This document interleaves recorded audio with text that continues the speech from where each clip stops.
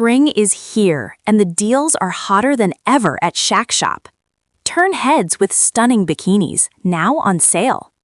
Explore the deep with cutting-edge underwater drones. Gear up for adventure with durable tents for every trip. Ride into spring with unbeatable deals on bikes. Fresh styles, women's fashion, and must-have looks, all discounted.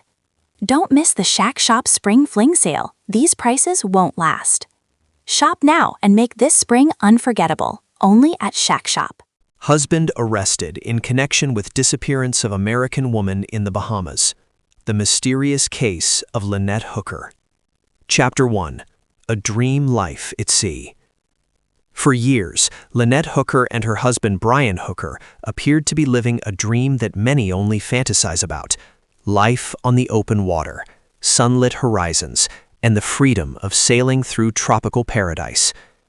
The Michigan couple had embraced a boating lifestyle, documenting their adventures online and sharing glimpses of their life aboard their yacht, Soulmate. To outsiders, they seemed like a couple chasing freedom, simplicity, and connection with nature.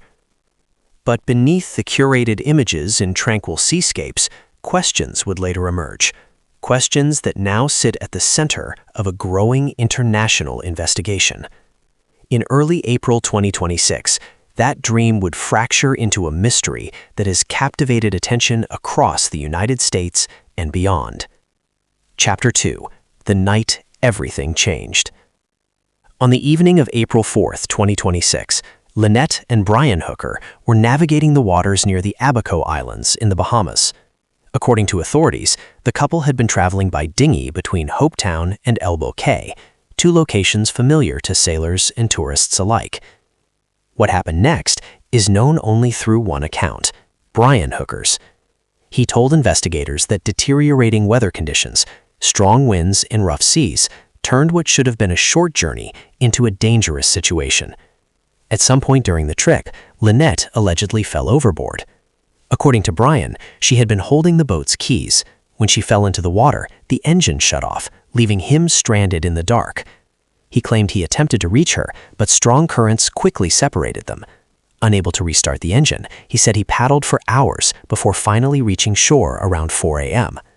By then, Lynette Hooker had vanished into the vast waters of the Atlantic. Chapter 3. The Search Effort. The disappearance triggered an urgent multi-agency response. Search and rescue teams from the Royal Bahamas Police Force, Royal Bahamas Defense Force, and the U.S. Coast Guard launched a large-scale operation involving boats, aircraft, drones, and divers. The search stretched across miles of ocean, focusing on the area where Lynette was last seen. Crews battled currents, unpredictable weather, and fading hope. At one point, a flotation device believed to have been thrown to Lynette was recovered, offering a small clue, but no answers. Despite days of intensive searching, Lynette was not found. Eventually, the mission transitioned from rescue to recovery, an emotional turning point that signaled diminishing hope of finding her alive. Chapter 4. The Story Under Scrutiny. From the beginning, Brian Hooker's account raised questions. Authorities noted inconsistencies and began to examine the timeline more closely. Why had it taken hours to report the incident? Could the conditions described truly explain the disappearance? Investigators also began analyzing physical evidence from the couple's boat and retracing Brian's movements. Soon the case shifted dramatically. The U.S. Coast Guard opened a criminal investigation, signaling that authorities were no longer treating the case solely as an accident. And then came a critical development. Brian Hooker was arrested by Bahamian authorities. Chapter 6. Arrest and Interrogation. Brian Hooker was taken into custody in Marsh Harbor for questioning based on probable cause, according to officials.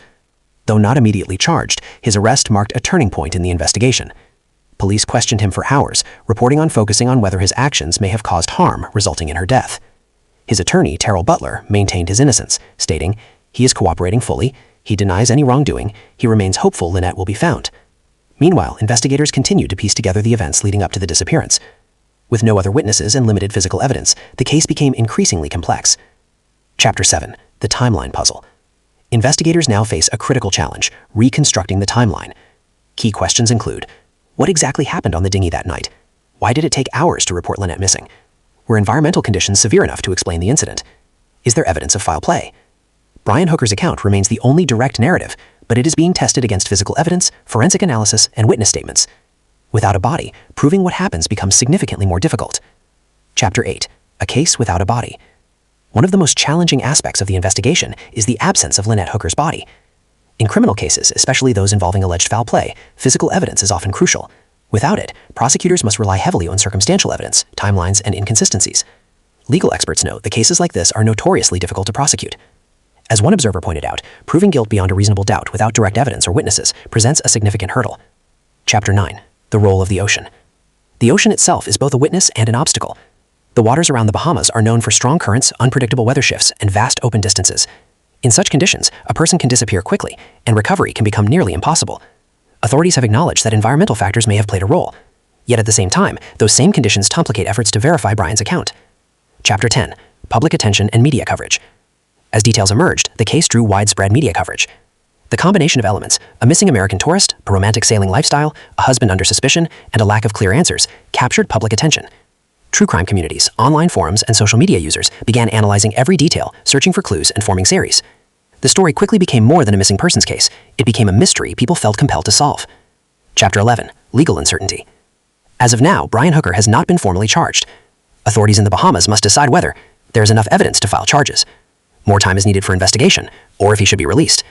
This decision carries significant implications, not only for Brian, but for Lynette's family and the direction of the case. Chapter 12. Grief, suspicion, and waiting. At the heart of the story is a family in limbo. Lynette's loved ones are caught between grief and uncertainty, hoping for answers while confronting the possibility that they may never fully understand what happened. Brian Hooker, meanwhile, remains under scrutiny, maintaining his innocence while facing growing suspicion. Chapter 13. What happens next? The investigation continues, with authorities examining forensic evidence from the boat, digital communications, weather data, witness data. The involvement of U.S. agencies adds another layer, increasing pressure to resolve the case. Final thoughts. The disappearance of Lynette Hooker is a story still unfolding. It sits at the intersection of tragedy and mystery, where a single night at sea has left behind more questions than answers. Was it a tragic accident, as Brian Hooker claims? Or is there more beneath the surface, hidden in the currents, the timeline, and the silence? For now, the truth remains somewhere out there in the waters of the Bahamas.